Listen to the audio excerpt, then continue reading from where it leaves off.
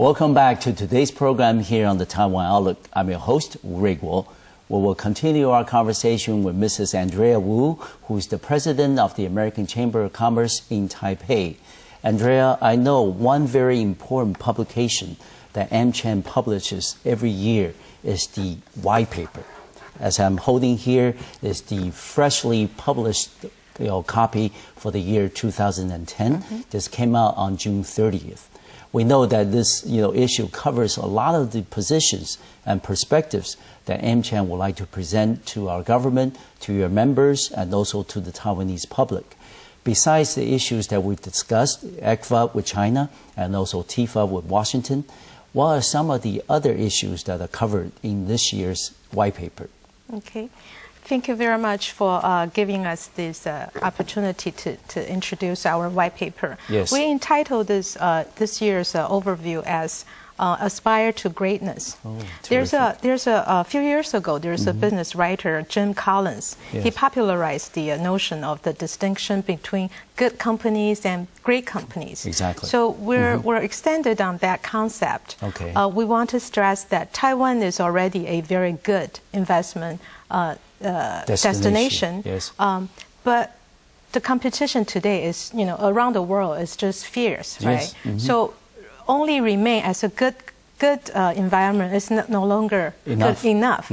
So for Taiwan to assure the future prosperity, Taiwan needs have a government-led effort to become a great investment destination as a choice for all the companies around the world. Yes. And so if Taiwan accepts the challenge of taking the quantum leap from good to great, then there are many specific recommendations that we compile in that white paper. Yes. And these are from all the industry sectors. When they're working on the ground, those are the real issues that they present. Many of them are not just stay at current status. They also take one step ahead and thinking, what will be a future for Taiwan here. So I think there's a lot of very, very good information. Yes. And we hope the government official and the think tank and the company will take time to read that.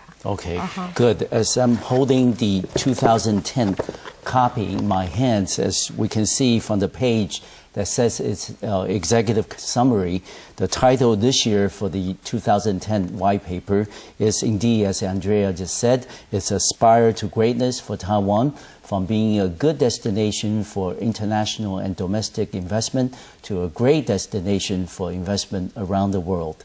But besides the TIFA and ECFA issues that we mentioned, what are some of the other industrial concerns from your membership, regarding the post-ECFA relations or the position for Taiwan economically?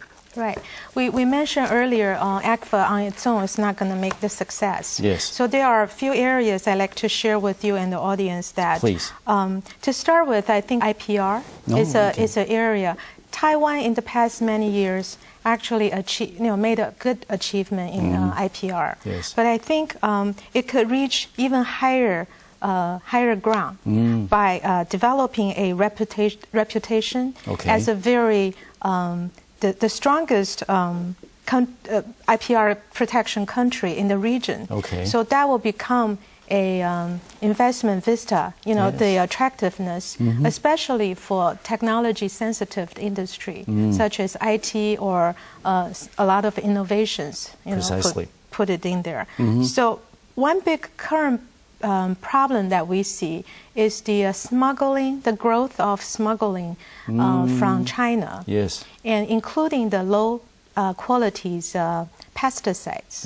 And that present a big risk for the the public health, not just to the farmers but also to the consumer. Okay. And the next sector will be financial sector. That is a very important sector. And then Taiwan in the past few years had a plan, want to become the asset management or fundraising hub in the region. And then we think Taiwan government should revive that plan. And by doing that, you need to liberalize a lot of regulation. And to be easy flow for the capitals and human capitals. Okay. And Andrea, I know this is publication that you're going to be circulating in our government and also with the public, in addition to your members. What kind of impact do you expect that the important issue like this year's white paper will have on the relations between China and Taiwan, on the perspective, overall perspective of Taiwan's economic position in the region, and also the important relations, especially in the economic domain between Washington and Taipei? AmCham has served as an information house, yes, or as a advocate, yes, advocacy provider for many years. So government officials, both from Taiwan or U.S., consult with us or asking questions, asking for our input, and also think tank. And then also we have publication as such. So I think we become a very credible information source in policy recommendation as such. And also our effort doesn't just stop at a publication. We will continue having face-to-face dialogue with the government officials. And many times that we just get down to the real issues instead of just a very general big pictures talk, but we do get down to the real issues and have face-to-face meetings with government officials. So AmCham doesn't just do the talk, but actually take a lot of initiatives, concrete actions to try to make the recommended changes a reality. And go ahead. And we're also curious to find the real impact that ACFA will bring to this business community. So for the second half of the year, AmCham actually plan to have a series of talk inviting speakers such as yourself to share with our members in first what impact will bring in the general economic outlook, and then also for sectors, specific sectors, individually. And also, Andrea, as we said, with the signing of ECFA between China and Taiwan, we're now entering a different age in cross-strait economic relations. What is the general reaction from the your membership, and also what would be some of the challenges that you see as the president of AmCham in Taipei, that you need to make this also the transition into the post-ECFA period? Firstly, I think our members, most of them, of course, get pretty excited, because this ECFA may present some new opportunities. But we are, like I said earlier, we are taking our time to looking into it, because the agreement was just signed not too long ago. So there's a lot of actions we're monitoring, what the both governments, Taiwan and China, will take. And we're very happy to see that the Executive Yuan already announced that they're going to establish this one-stop window, and they will have some trade shows, to go out to promote the business. And I think that at least is a very good first step, and that shows it's a different mindset. Instead of they're sitting for people to come to approach them, now the country is ready to go out to promote business like such. So things like that, I think we're monitoring, and I'm sure that we will keep our members in the loop, and then so we'll see. And as we were discussing that, since President Ma Ying-jeou came into office back in May of 2008, there's been a lot of progress in cross-strait economic relations. And certainly, I think President Ma has taken a lot of the recommendations or suggestions made by organizations like AmCham in Taipei very seriously.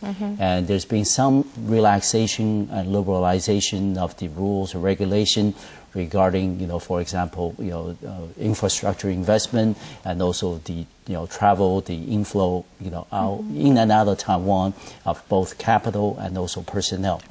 And if you were to make additional recommendations to the Ma administration, what would it be?